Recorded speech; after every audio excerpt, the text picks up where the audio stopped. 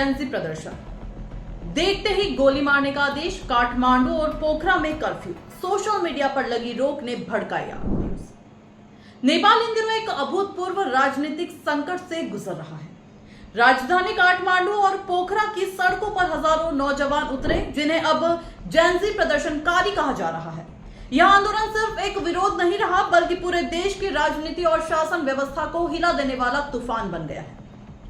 Social media ban को लेकर शुरू हुआ यह आंदोलन देखते ही देखते हिंसक रूप ले बैठा।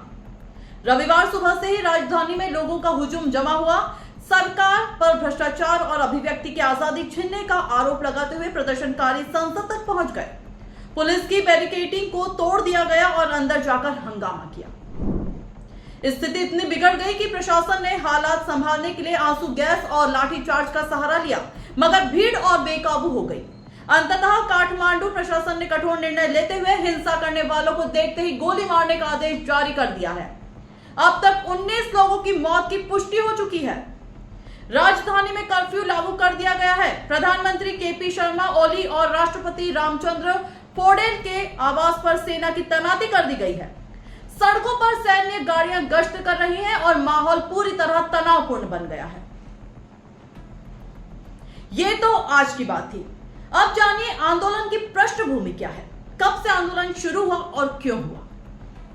यह आंदोलन 4 सितंबर 2025 को शुरू हुआ, जब नेपाल सरकार ने 26 प्रमुख सोशल मीडिया प्लेटफॉर्म्स जैसे कि Facebook, Instagram, YouTube, WhatsApp, Twitter को रजिस्ट्रेशन न होने और स्थानीय टैक्स न भरने के कारण ब्लॉक कर दिया।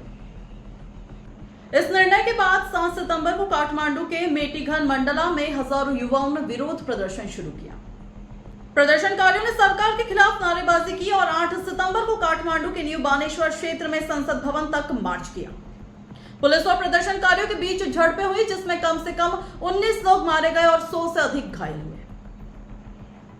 अब जाने प्रदर्शन का कारण क्या रहा, प्रदर्शनकारियों के मुख्य मुद्दे क्या हैं।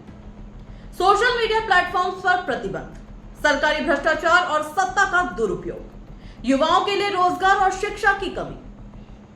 इन सभी के बाद अब देखिए कि सरकार की प्रतिक्रिया क्या आ रही है। सरकार ने प्रदर्शनकारियों को नियंत्रित करने के लिए आंसू गैस, रबर बुलेट्स और पानी की बौछारों का इस्तेमाल किया। सुरक्षा स्थिति को देखते हुए काठमांडू में कर्फ्यू लागू किया गया और सेना की तैनाती की गई।